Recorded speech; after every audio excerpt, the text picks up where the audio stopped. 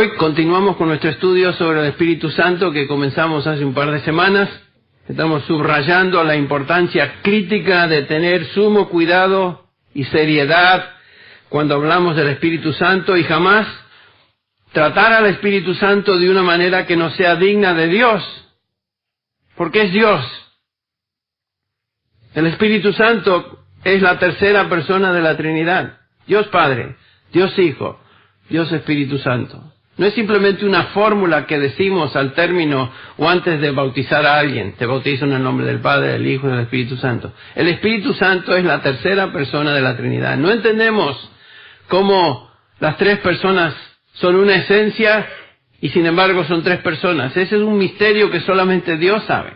Pero cuando hablamos del Espíritu Santo no estamos hablando de una fuerza, una influencia, algo extraño, sino estamos hablando de una persona.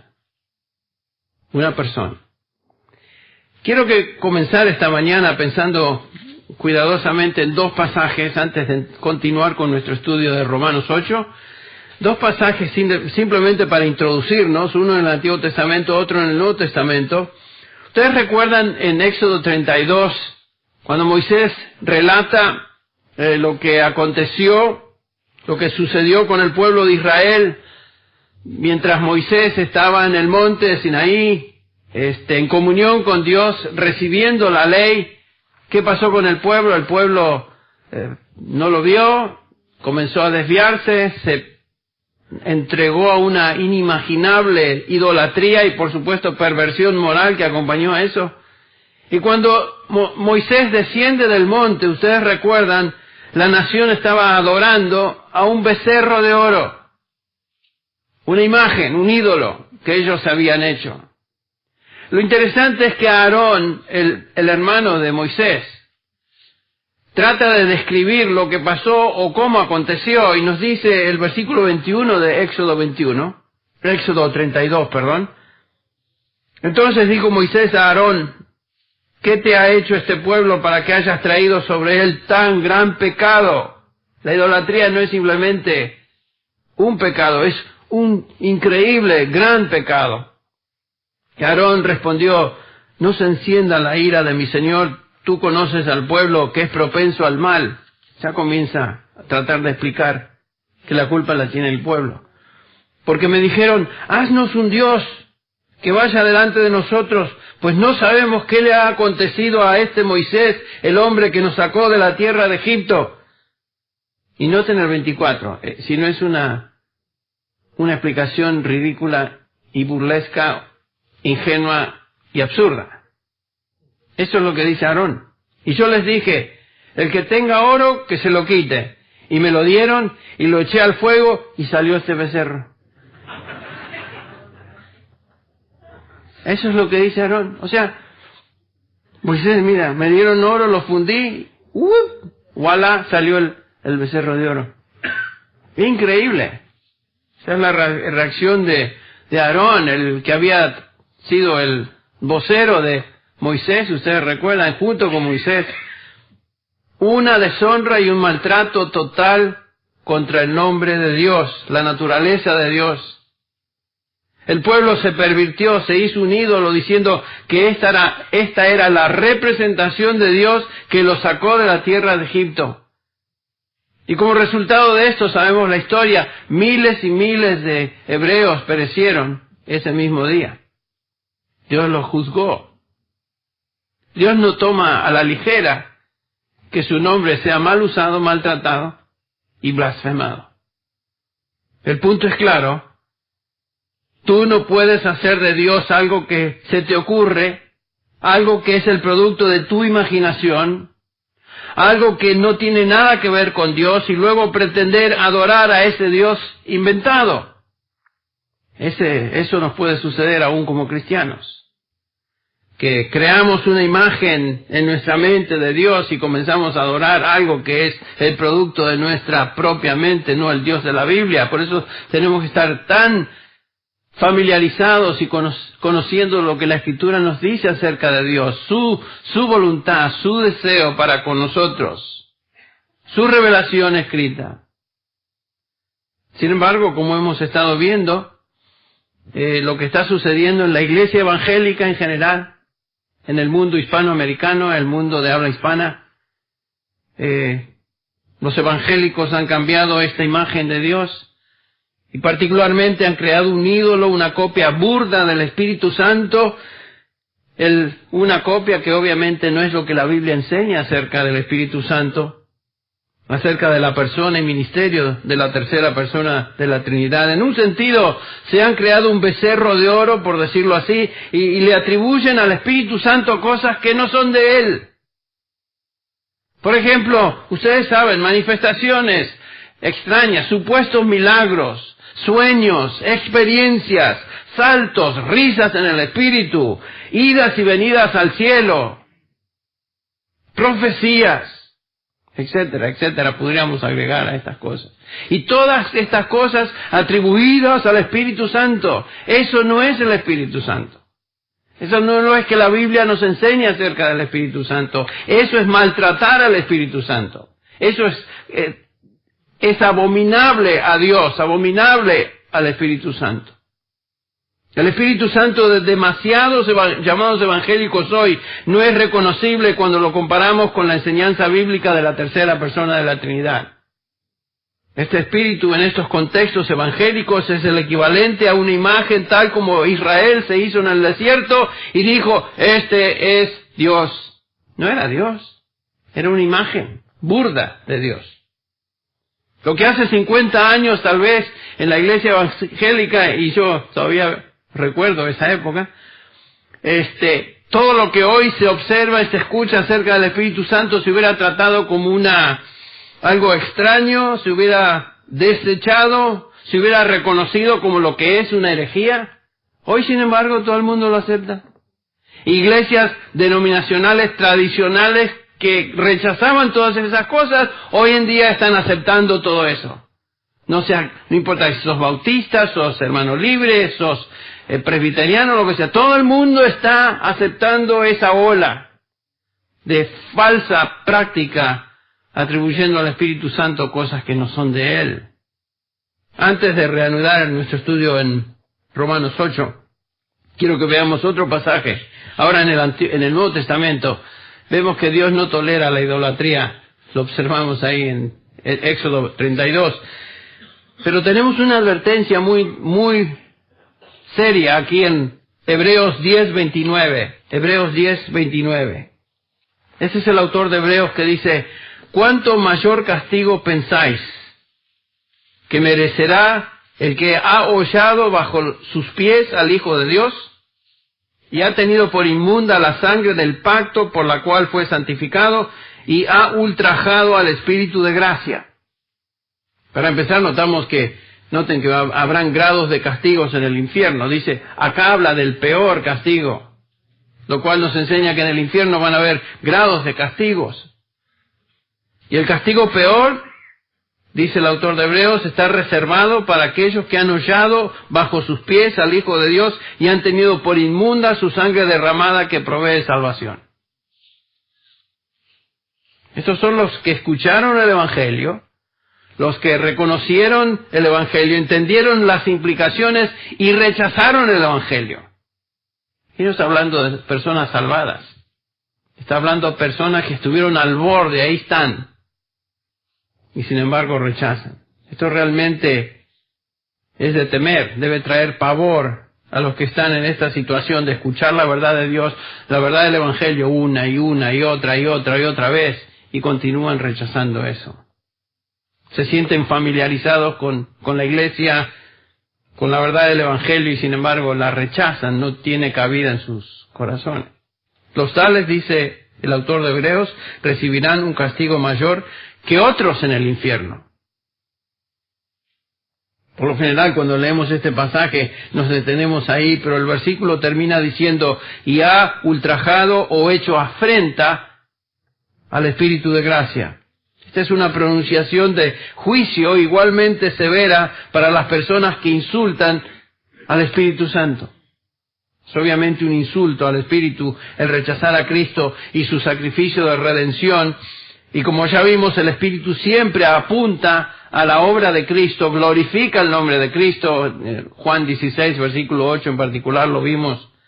La palabra afrentar o ultrajar aquí en Hebreos 10:29 es sumamente fuerte en el original. Quiere decir cometer un insulto violento. Cualquier persona que rechaza el Evangelio y da sus espaldas a Cristo está cometiendo un insulto violento contra el Espíritu de gracia. Esta es una audacia insolente contra el Espíritu. El peor infierno está reservado para los que rechazan el Evangelio y para los que insultan al Espíritu Santo. Este es el contexto inmediato de Hebreos. Pero también es una advertencia hoy para los que no reverencian ni adoran al Espíritu Santo como Dios lo merece. Cuidado con lo que hacemos con Dios y cómo lo tratamos. Él debe ser adorado como el Espíritu que nos dio vida, el Espíritu Santo. Reside en nosotros los redimidos de Dios, nos santifica, nos guía, nos da poder para vivir en obediencia a Dios, nos sella, dice, para el día de la redención y obviamente nos resucitará para estar con Cristo en gloria eterna. Con este trasfondo vamos ahora a Romanos 8, que comenzamos a estudiar hace 2 semanas, y dijimos que podíamos tal vez llamar a este capítulo de Romanos el capítulo del Espíritu Santo. Encontramos a la persona del Espíritu Santo aquí mencionada varias veces y observamos una magnífica y gloriosa obra en la vida de los hijos de Dios. Romanos 8. Comienza el pasaje diciendo el versículo 1, por consiguiente, pues no hay ahora condenación para los que están en Cristo Jesús. Esta frase establece el tono de todo el capítulo.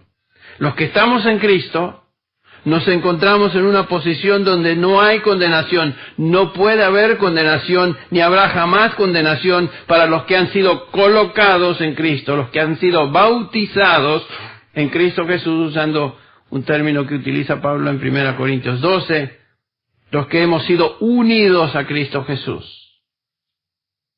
Es imposible que haya condenación si estamos en Cristo.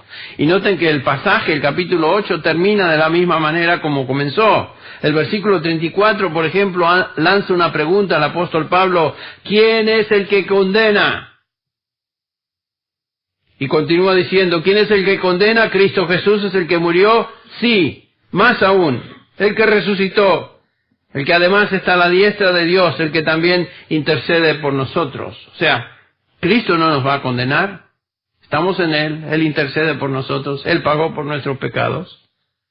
Entonces, ¿quién condena o quién va a condenar? Nada ni nadie. Y Pablo da una lista de posibles situaciones y cosas que nos pudieran condenar y separar de Dios y su amor para con nosotros en Cristo Jesús, y concluye diciendo en el 35, ¿quién nos separará del amor de Dios? ¿Tribulación? ¿O angustia? ¿Persecución? ¿Hambre? ¿Desnudez? ¿Peligro? ¿Espada? Tal como está escrito, por causa tuya somos puestos a muerte todo el día, somos considerados como ovejas para el matadero. Pero en todas estas cosas, versículo 37, somos más que vencedores por medio de aquel que nos amó, porque estoy convencido de que ni la muerte, ni la vida, ahí entra todo, ¿no? Ni ángeles, ni principados, ni lo presente, ahí está otra vez, ni lo porvenir, ni los poderes, ni lo alto, ni lo profundo, ni ninguna otra cosa creada nos podrá separar del amor de Dios que es en Cristo Jesús, Señor nuestro. Entonces, Pablo comienza afirmando la imposibilidad de condenación para alguien que está en Cristo Jesús y termina lanzando todas estas posibilidades en el universo que tal vez pudieran condenarnos, y obviamente las elimina todas. Es imposible que haya condenación. Entonces, lo que observamos es que el capítulo 8 de Romanos es una afirmación completa desde el versículo 1 hasta el versículo 39, que es el último versículo del capítulo, que no hay ni habrá jamás condenación para los que están en Cristo Jesús. Todo hijo de Dios, tú y yo debemos vivir en este capítulo. Esta es la más clara declaración bíblica de no condenación para los que están en Cristo, para los que Dios salva. Este capítulo es donde debemos vivir y regocijarnos que nuestra salvación es segura por toda la eternidad. ¿Estás sufriendo de alguna duda de tu salvación?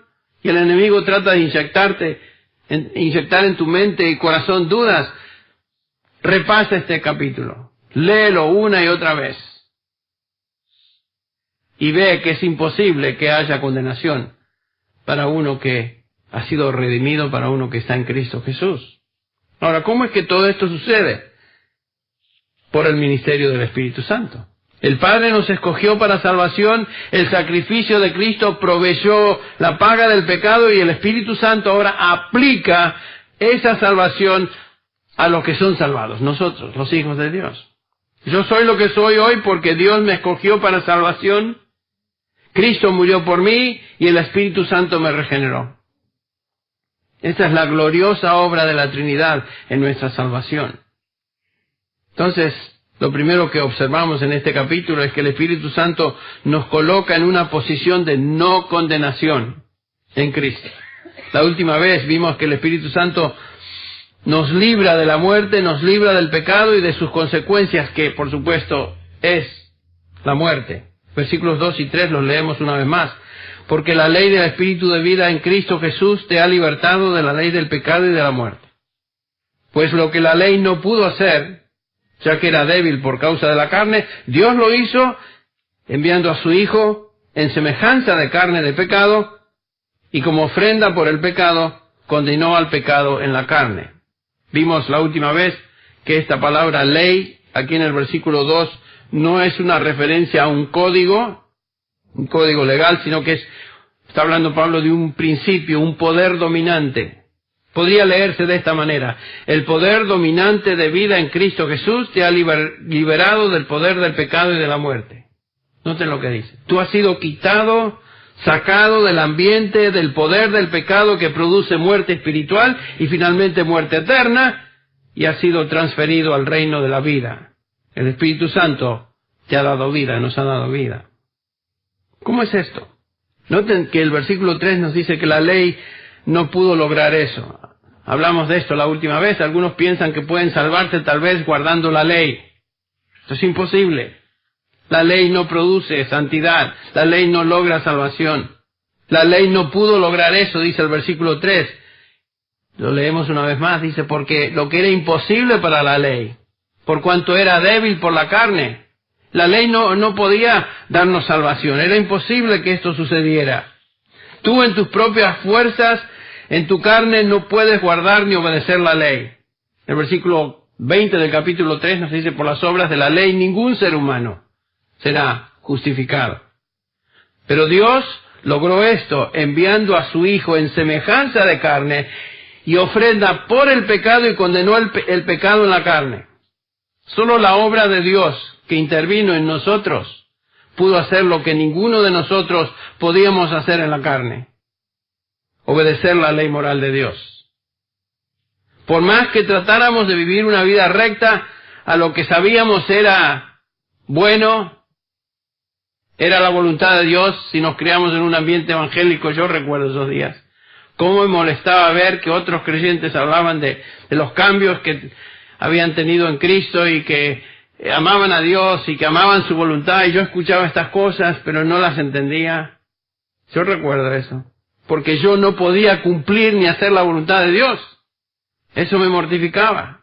Era absolutamente imposible para mí, para nosotros, antes de hacer la voluntad de Dios. Estaremos viendo eso en particular, el versículo 7 de este mismo capítulo.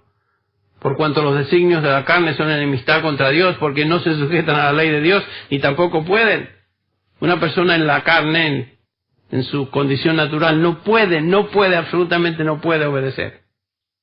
Entonces el sacrificio de Cristo en la cruz, dice el versículo 3, condenó al pecado en la carne. Esta es una referencia a la carne sin pecado de Cristo.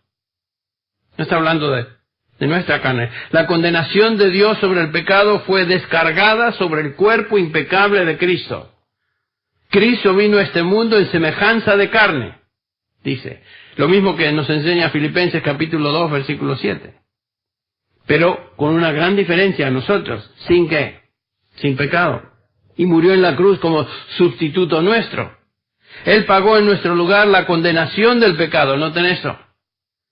Él tomó sobre sí el pecado de todos los que iban a creer, y el Espíritu ahora nos da vida porque la justicia de Dios ha sido satisfecha. Entonces Dios, por medio de la muerte de su Hijo como nuestro sustituto, hizo lo que la ley no podía hacer. Imposible. La ley nos condenaba. Nos mostraba el estándar divino. Subrayaba nuestra incapacidad de cumplirla, y la ley condena al pecador, pero Cristo en su muerte condena al pecado. Gran diferencia. La ley mata al pecador. Es lo que dice Pablo en Romanos 7. Pero Dios, por medio de Cristo, mata y condena el poder del pecado. Tremenda verdad. Y esta es la obra, el ministerio del Espíritu Santo en nosotros. Eso es lo que vimos la última vez. Pero hoy quisiera que observemos otro punto. Vamos a ver hoy que el Espíritu Santo nos capacita para cumplir la ley cambiando nuestra naturaleza. ¿Cómo es que nos ayuda el Espíritu Santo a cumplir la ley? Cambiando nuestra naturaleza. El Espíritu Santo nos libra del pecado y su consecuencia, que es la muerte, nos da vida, cambia permanentemente nuestra naturaleza para ahora poder cumplir la ley, lo cual era imposible antes de nuestra conversión. El Espíritu Santo nos transforma, nos regenera. Versículo 4 nos dice, para que el requisito de la ley se cumpliera en nosotros. Esos nosotros somos los cristianos, y Pablo se incorpora con nosotros, que no andamos conforme a la carne, sino conforme al Espíritu. Noten eso. Tú has nacido de nuevo. Ahora estás vivo en tu espíritu porque el Espíritu Santo te dio vida. Has sido regenerado. Ya no sos o no eres lo que eras antes. ¿Qué resultados tenemos? Cuando hablamos de salvación en el Nuevo Testamento, estamos hablando que Dios nos da su justicia por fe. Imputa su justicia. Es la justicia atribuida a nosotros por el sacrificio de Cristo. Pero también estamos hablando de justicia impartida. Noten el versículo 4, para que la justicia de la ley se cumpliera en nosotros. Noten que no dice que se cumpliera en Cristo, sino en nosotros. El requisito de la ley, que era justicia perfecta, fue cumplida por Cristo. Solamente uno podía ser perfecto. Fue Cristo. ¿Y qué era lo que la ley demandaba? La paga del pecado es que, bueno, por lo tanto, Cristo cumplió ese requisito de la ley. Él murió. Y nosotros no. Él murió en nuestro lugar. Ese requisito de la ley fue cumplido ya por Cristo. Él tomó nuestro pecado y murió nuestra muerte, recibió nuestro castigo. Pero ahora, dice Pablo, como resultado, la justicia de la ley o el requisito de la ley puede ser cumplido por nosotros. Este no es el requisito legal que Cristo ya pagó, sino el requisito experimental de poder tener ahora la capacidad de obedecer lo que la ley moral de Dios demanda. Esto sucede a partir de nuestra regeneración. Antes no podíamos cumplir la ley y las demandas de Dios. Hoy sí podemos. Hoy sí podemos. No adulterarás, dice la ley. Antes de la ley, una persona en la carne le entra por aquí, le sale por allá, y aunque le digan no adulterarás, vive adulterando. No fornicarás, fornica. No mentirás, miente. Antes. Pero ahora, noten ustedes, desde nuestra conversión, ahora sí podemos rechazar eso. No tenemos que vivir como antes. Antes éramos esclavos de nuestros pecados. Ya no más. No quiere decir que ya no somos tentados, pero ya no vivimos bajo el control de eso. Si caemos es porque queremos, pero no porque debemos. porque tenemos el poder, la capacidad dada por el Espíritu Santo de Dios para resistir y obedecer ahora sí la ley de Dios. Si tú eres cristiano y eras antes un alcohólico, un adúltero, un fornicador, lo que sea, eso era antes. Tú no quieres vivir ya así. Tú no disfrutas de eso. ¿Por qué? Porque has sido regenerado, has sido transformado y hoy tienes la capacidad dada por el Espíritu de Dios, según nos dice el versículo 4, para no andar conforme a la carne. ¿Ven? Hoy tenemos el poder por el Espíritu. Entonces, la ley escrita aquí en la Escritura, toda la Escritura, es el reflejo de la justicia de Dios y naturaleza santa de Dios. Y todo lo que dice la ley, todo lo que dice la Escritura en cuanto a lo que es justo y lo que es impío, es un reflejo entonces de la perfecta santidad de Dios. Antes de que el Espíritu Santo nos transformara, no podíamos cumplir esa ley. Por naturaleza no éramos capaces de hacerlo. Esto es lo que Romanos 3 nos dice. ¿Se acuerdan? Romanos 3:10. Porque está escrito, no hay justo ni aún uno. No hay quien entienda, no hay quien busque a Dios. Todos se han desviado, a unas se hicieron inútiles. No hay quien haga lo bueno, no hay ni siquiera uno. Claro. Nadie puede agradar a Dios en la carne. El versículo 7 de este mismo capítulo lo indica y lo estaremos estudiando. Pero ¿cómo es entonces que ahora, dice el versículo 4, nosotros podemos cumplir la ley? Es por el ministerio del Espíritu Santo en nosotros que nos capacita.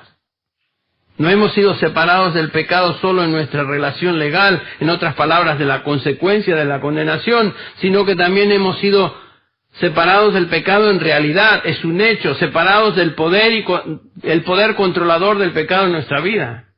Eso es lo que ha hecho el Señor. Ustedes recuerdan que ya en el capítulo 6 de Romanos, Pablo nos ha dicho que hemos muerto al pecado con Cristo y hemos sido resucitados con Cristo a una nueva vida.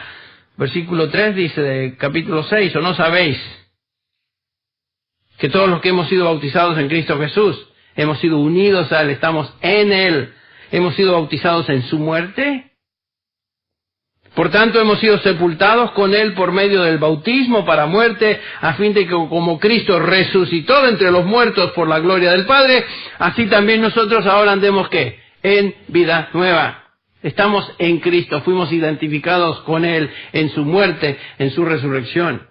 Eso es una realidad espiritual, es una realidad posicional. Eso es donde estamos hoy. Somos nuevas criaturas. Si alguno está en Cristo, ¿qué? ¿Creen ustedes que ese es un dicho nada más? ¿Que suena bonito? Es una realidad. Somos nuevos. Hemos sido renovados en nuestro interior por el Espíritu Santo y por eso es que ahora, regreso al capítulo 8 de Romanos, versículo 4, no andamos conforme a la carne, sino conforme al Espíritu. Eso era imposible antes de nuestra regeneración.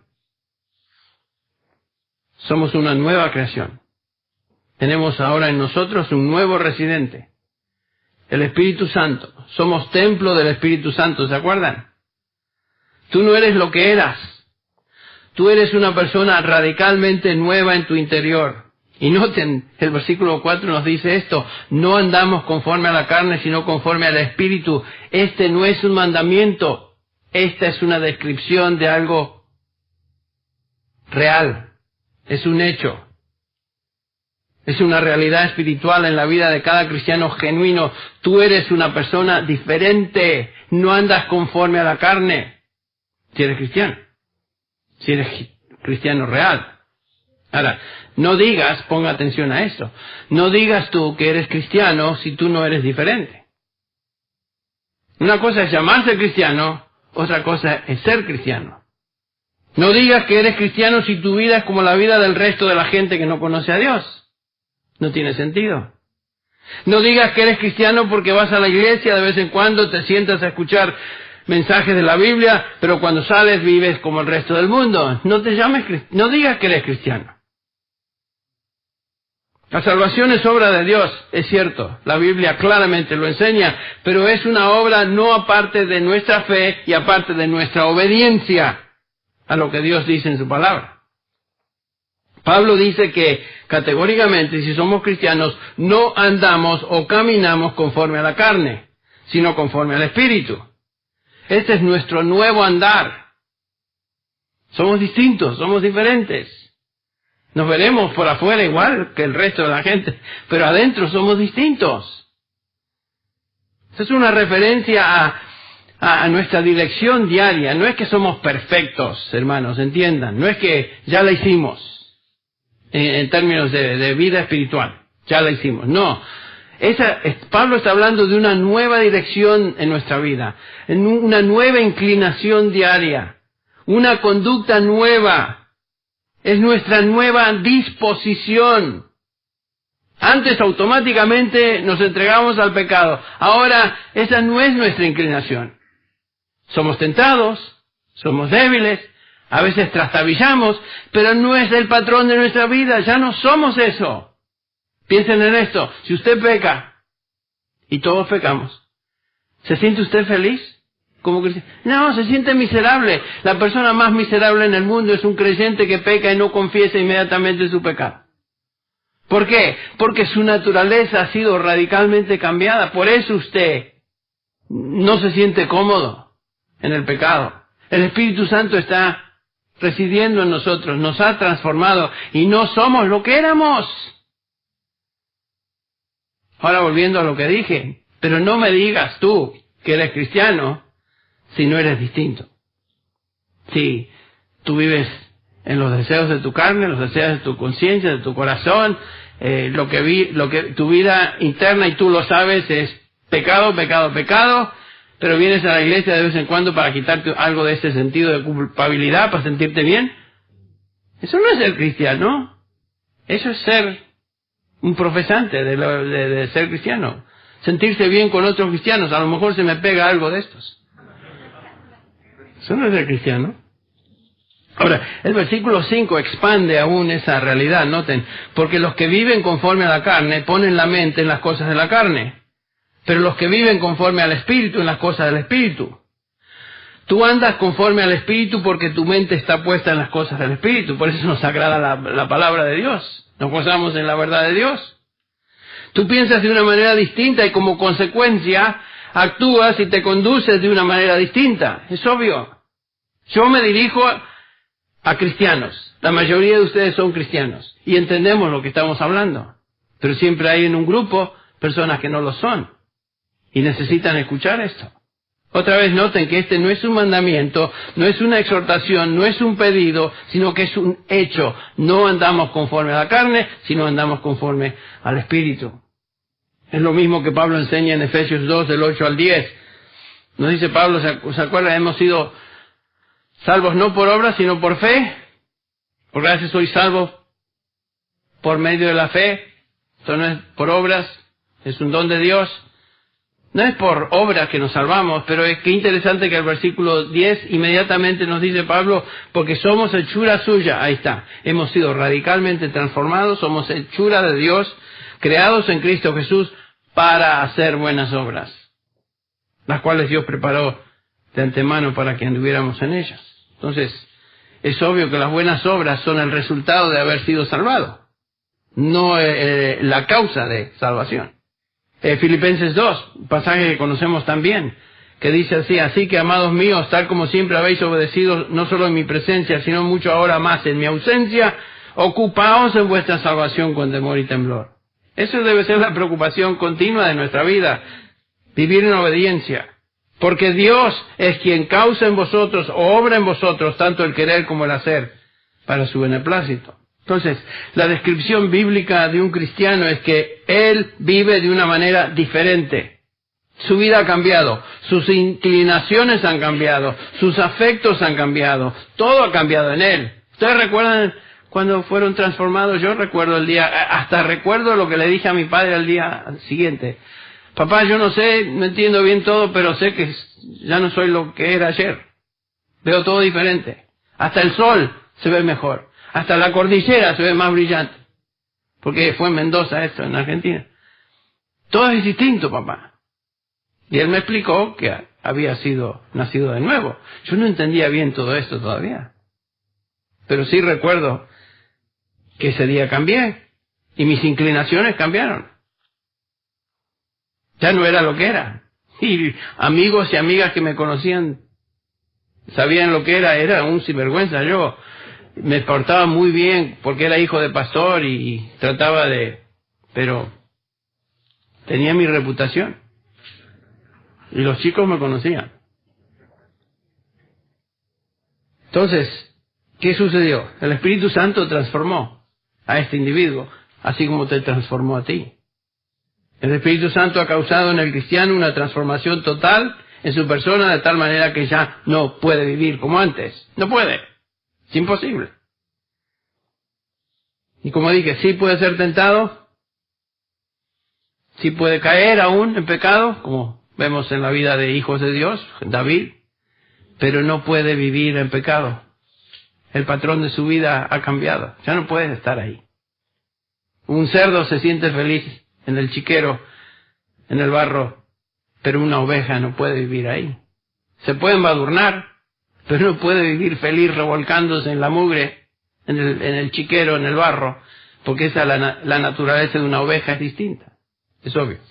Entonces, en estos versículos del 4 al 5 son críticos para entender las realidades de quiénes somos como cristianos. No andamos conforme a la carne, sino conforme al Espíritu. Esto no es algo que esperamos hacer, sino es algo que es una realidad.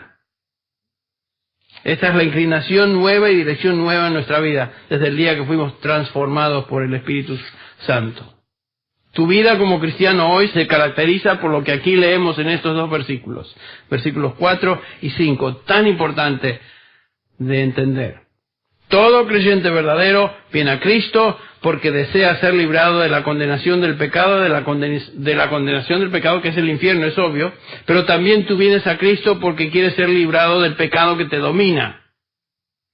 Volviendo a mi ilustración personal, yo cuando escuchaba a la gente hablar de los cambios que Cristo había producido en sus vidas y que amaban a Cristo y que amaban la palabra, yo iba a la iglesia, me sentaba ahí, escuchaba. A veces me sentaba atrás para hacer monigotadas y molestar en el culto. Pero no entendía, pero sí algo que me molestaba es cómo es posible que esta gente hable de cambios. Y yo me miro a mí mismo y digo, yo no soy nada de lo que ellos dicen. Eso me mortificó al extremo de que me causó, o el Dios usó eso para llevarme a Cristo. Yo estaba harto de ser esclavo del pecado. Harto. Eso me movió a Cristo. Un cristiano verdadero no viene a Cristo para que Él le dé salud o prosperidad o felicidad en la vida, como los que enseñan el Evangelio de la prosperidad, por ahí dicen. Una persona en quien el Espíritu Santo está trabajando y llamando a salvación, viene a Cristo porque desea ser liberada del pecado y sus consecuencias, que es el infierno, pero viene a Cristo porque desea también ser santo, algo que él no puede experimentar. Tiene hambre y sed de justicia, siguiendo lo que Jesucristo enseña en las bienaventuranzas, en el capítulo 5 al 7. El Sermón del Monte, las bienaventuranzas, está en el capítulo 5.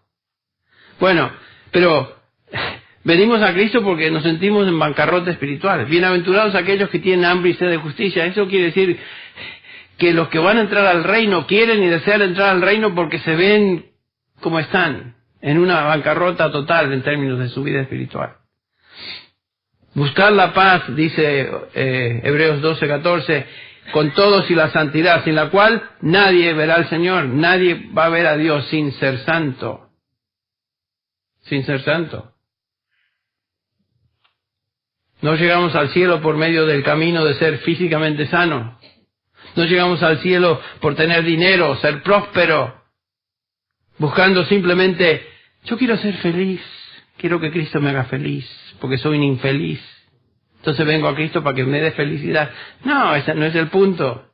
Ese no es el camino de buscar la vida santa, la justicia. Venimos a Cristo cuando reconocemos lo que somos, pecadores empedernidos, y queremos ser cambiados. El cristiano verdadero es uno que se caracteriza por una vida que es conforme al Espíritu y anda en las cosas del Espíritu. En otras palabras, una vida de conducta que indica que ha sido realmente transformado. Cuando un pecador es declarado justo y perdonado, desde ese día ese hombre o esa mujer no quiere decir que ha terminado con la ley de Dios. ¿No es cierto?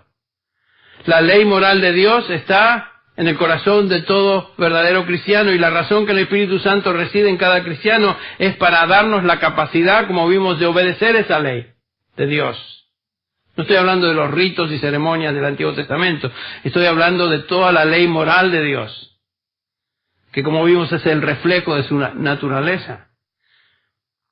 Esto es la santificación práctica en la vida de un hijo de Dios, siendo cada día transformado más y más a la imagen de Cristo Jesús, versículo 29 de este capítulo 8 también. Ser santificado quiere decir ser progresivamente apartado del pecado. Quiere decir ser cada día más obediente a la ley de Dios, obediente a la voluntad de Dios. Es hacer lo que Dios desea.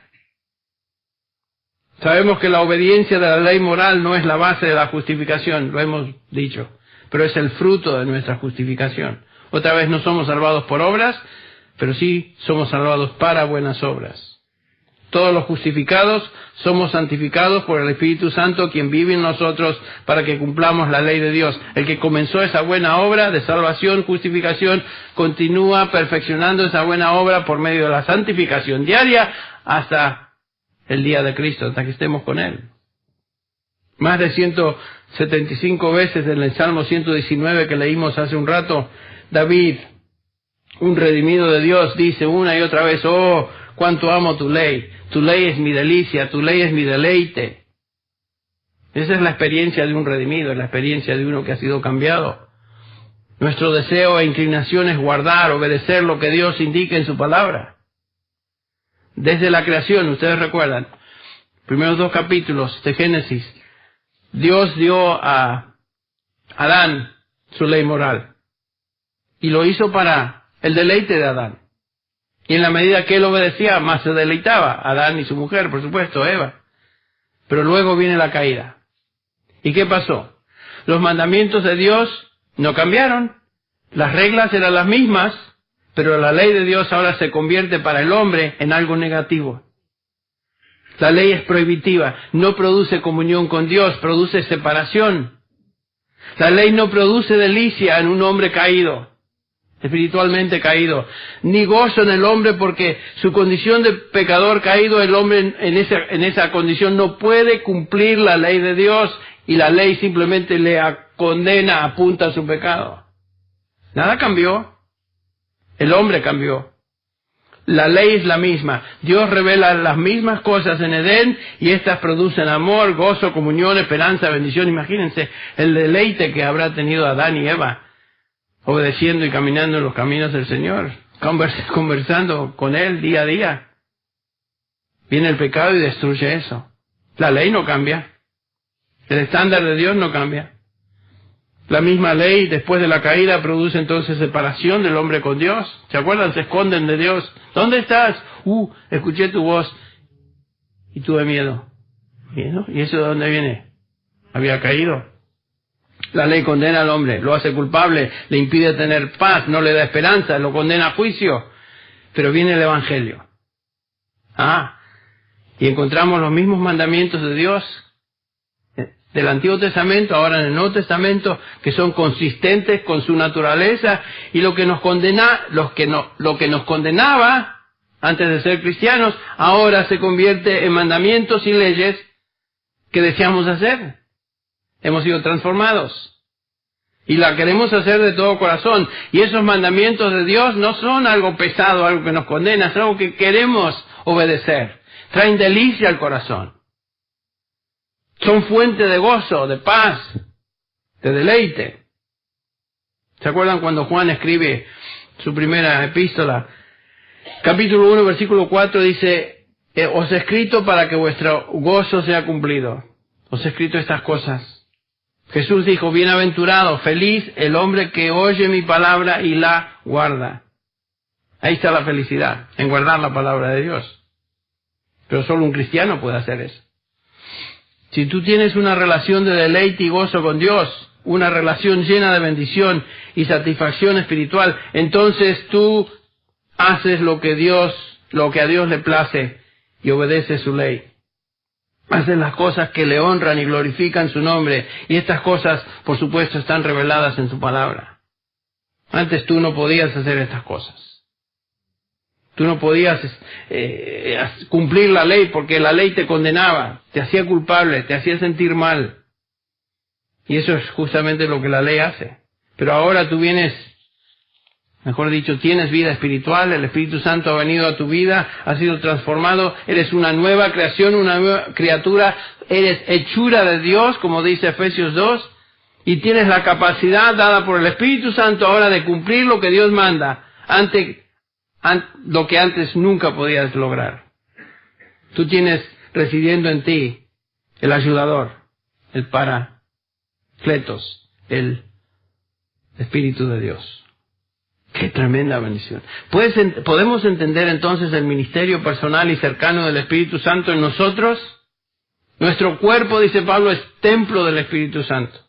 No solo colectivamente como iglesia, sino que cada uno de nosotros como individuos tenemos el Espíritu Santo de Dios viviendo en nosotros.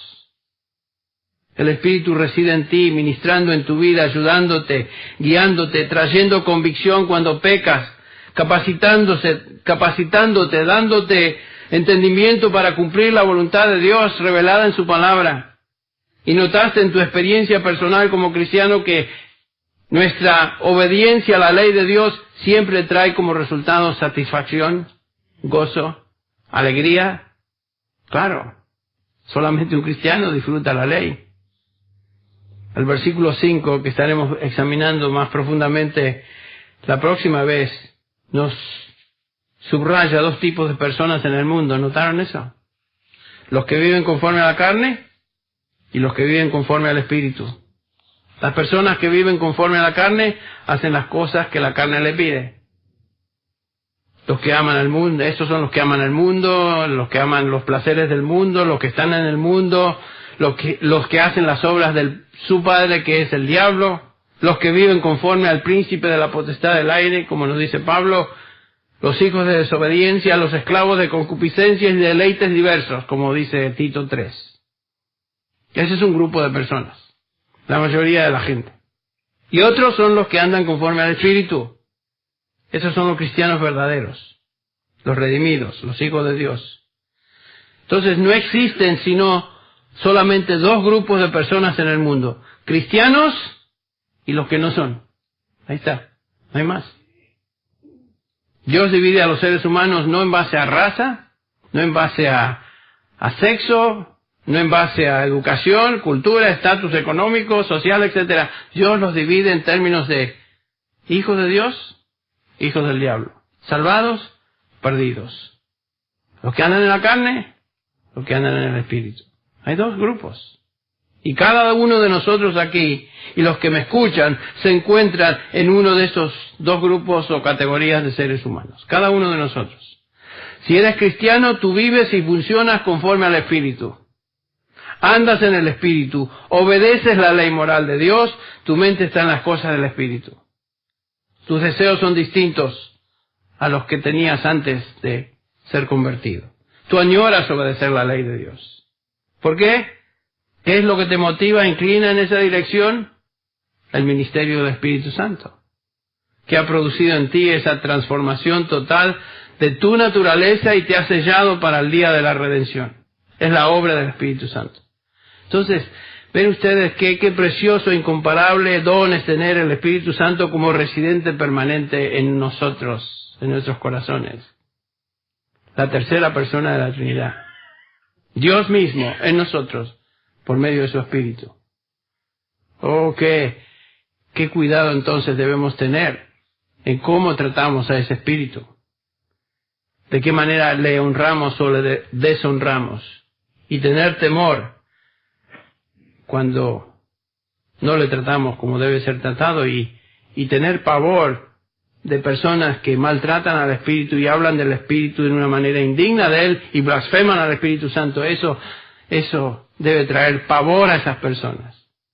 Entonces, pensemos en el Espíritu Santo y pensemos entonces que Él es Dios y adorémosle como Él se lo merece y es digno. Bueno, vamos a terminar en en oración.